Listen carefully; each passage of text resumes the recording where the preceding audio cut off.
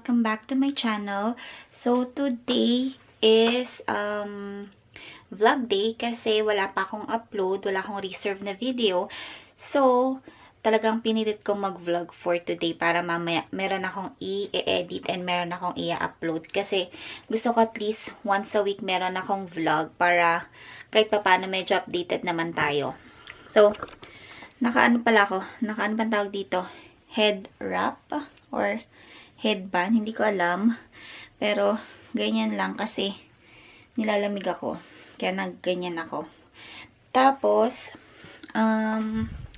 si Ravi tulog pa eh. Si Habi umalis. Tapos magluluto ako ng Pure Foods corned beef. Eto galing pa tong Pilipinas nung umuwi sila nanay. And kinuha ko sa taas, lulutuin ko. Meron pang sinigang kahapon na niluto. Bale, idadagdag ko lang tong corned beef. Para at least merong ibang ulam. So, bago ako magluto guys, papakita ko lang sa inyo ang aking mahiwagang pimple. Oh my gosh, ang laki. Tapos, meron pa ako dito. Hindi ko alam kung pimple siya, pero hindi naman masakit eh. Para siyang parang kagat ng insekto. Pero hindi masakit. Ayan 1, 2, 3. Ang ganda, 'di ba? Sunod-sunod pa. Tapos may pasok ako tomorrow and then kitang-kita siya talaga. Anyway, ganito pa rin ang itsura ng play area ni Ravi. Hindi pa rin ako nakakapag-ayos ng kanyang play area kaya makalat pa talaga. So, ano bang update natin? Kasi ang tagal ko hindi nag-vlog. Parang, alam mo yun, parang nabablanko kapag nagsasalita ka kasi parang hindi mo napapractice yung pagsasalita mo, na may mental block ka. Anyway, luto na lang muna tayo ng corned beef kasi in an hour or 2 nga darating si Ivor. So, kailangan makapagluto na ako para makakain. And then, habang tulog din si Ravi para at least magsumpong man siya. Tapos ko na yung mga ginagawa ko. Welcome back to my channel guys. So, today mag-haul tayo kasi kakauwi lang namin. Galing kami superstore and nag-grocery kami ng mga ilang items lang naman din. So, i-haul natin siya. Ito yung first na nabili namin, $7.06 and then yung isa naman is $7.40. So, bale, tig-6 na piraso na chicken legs. So, mura siya kaya binili namin and dalawang styro na yung binili namin para meron kaming stock din pag niluto namin yung isa. Then, the next one is spicy salmon which is $8.99. And then, salmon combo for $12.99. So, ito, babaunin namin or kakainin namin mamayang gabi. Either or. Basta yan, kakainin namin. And then, the next one is etong Beatrice na chocolate milk. Ito yung gatas ni Kuya. And, kapare niya yung cereal. Etong Beatrice, I believe this is $5 something. Saan na ba yan? $4.58. Tapos, ito yung cereal na binibili ko for Kuya. Itong Crave. Parang siya, meron siyang chocolate sa loob. This one is, small lang siya kaya dalawa yung binili ko eh. This is, magkano to? $4.98. So, dalawa binili ko na ganito. And then, Hershey's.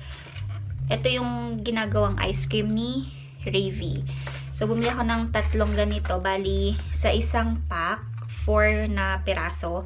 So, bali, 12 na piraso yung ganito ni Ravi. So, $3 sa, 4 na piraso na siya. And then, etong Snappies, ilalagay ko siya sa pansit pag nagluto ako. This one is $1.68. And then, traditional tzatziki. Ito, ginagamit namin kapag sausawan, bumibili kami ng shawarma rice. So, ito yung sausawan na ginagamit namin. This one is, I believe, $3.68.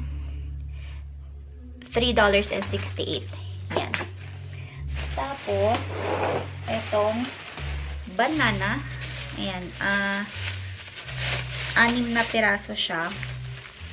6 na piraso, bali, $1.61. Sobrang mura guys ng banana nila dito. Kahit madami kang bilhin, siguro mga aabutin ka lang ng $2 or less. Sobrang mura talaga ng saging. Kaya, yan yung kadalasang binibili rin namin kasi mura na. And then, yan din yung gustong-gusto ni Raven na fruits. Tapos, ito, 2 carrots. Sobrang laki, guys. Gagamitin ko siya sa pansit, yung isa. And then, gagamitin ko naman yung isa sa chicken sopas. Ito naman, $1.45 na yung dalawa. So, tomorrow, magluluto ako ng chicken sopas. Lalagyan ko ng carrots and then yung plain na hotdog. Tapos, bumili kami ng bread. Etong bread ang binibili namin kasi sobrang nipis lang niya. Hindi siya nakakaumay kainin. So, White Thin Sandwich Wonder ang brand niya. So, this is $2 yata. Flat $2. Tapos, bumili ako ng ham. No name na ham. Ito, ginagawa ko. Nilalagyan ko siya ng honey. Pinapakulaan ko sa tubig. Tapos, pag nawala na yung tubig, lalagyan ko na siya ng honey. And this one cost $7.98. So, ganyan lang siya kaliit. $7.98. Tapos, bumili ako nitong 2 coconut milk. Kasi naubos na yung coconut milk ko dyan. Ginamit ko sa ginataang halo-halo. And then, nag-Bicol Express ako nung last week. Tapos, ito, luncheon meat. Hindi pa namin to na-try. First time namin bumili ng ganito. Si Ivor kasi mahilig mag-experiment ng mga kung ano-ano. Kaya, kung ano yung bagong nakita niya, bibili niya para i-try. Tapos, bumili kami ng chop ham. Yan. Palaman sa tinapay. And minsan, inuulam ni Ivor. Tapos, yun lang yung nabili namin pala sa superstore. Wala na. Sobrang konti lang. And yung total is $96.94. So, hindi ako nag-grocery ng good for 1 week or good for 2 weeks. Wala, hindi ako nag-schedule ng ganon. Kumbaga, kung ano yung kulang ko, mag-grocery ako talaga sa weekends para at least meron akong stock. And then, yun nga, nagpunta kami Dollar Tree. Ito yung nabili ko sa Dollar Tree. Ayan. So, kay, ang tawag nun, Sis Marie. Ayan. Hi, Sis Marie, if you're watching. Nakabili na ako ng, tawag dito, containers sa dollar store. Ayan. So, ito lahat guys yung na-grocery namin sa superstore. Sobrang konti lang talaga siya. Kasi, yan lang naman talaga yung kulang namin. So, yun na yung vlog natin for today, guys. Sobrang iksi lang kasi konti lang yung na-haul ko. And, walang masyadong nangyari ngayong araw. Kaya, yun na yun. Ano lang, grocery haul lang. And, update ko lang yung aking tigyawat. Andyan pa rin. So, hindi ko alam kung kailan siya mawawala. Wala ko nilalagay sa ano ha. Wala ko nilalagay sa mga pimples ko. Ano lang, water and soap lang. Yun lang yung pinang-wawash ko ng face ko. And, kung mapapansin nyo, medyo mas malaki yung right side na pisngi ko compare sa left side na pisngi. Kasi, may singaw ako dito. Sobrang laki ng singaw ko dito sa part na to. Kaya, para siyang namamaga. So, sobrang sakit. Hindi ko napa-check up sa doctor nung last Friday. Pero tomorrow siguro magpapa-check up ako para manghingi ng prescription. Kasi nahihirapan ako eh. Hindi ako masyadong makakain. And hindi ko masyadong ma-open yung mouth ko dahil nga malaki masyado yung singaw ko. So, yun lang guys. Thank you so much for watching. And I'll see you on my next vlog guys. And please don't forget to like and subscribe. Bye-bye!